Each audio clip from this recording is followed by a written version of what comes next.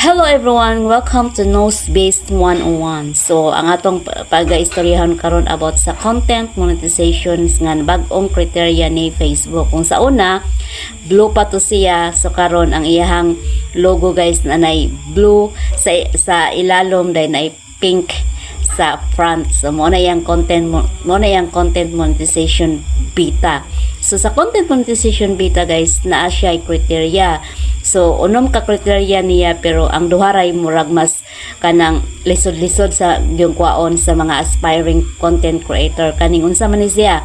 Kaning 10k followers, nang inhanglan sila og 10k followers, then 150,000 views unique ha within 28 days. So mo na siya usapod sa kriteria ni ni Facebook or ni Meta sa iyahang content monetization beta. Pero ang ako lang i-suggest guys nga kanang consistency ra gyud ang atong pag-upload din ha kang Facebook kay usapod sa akong nabantayan guys no nga kanang bisan pag dili ka daghan og followers basta consistent ra gyud pug ka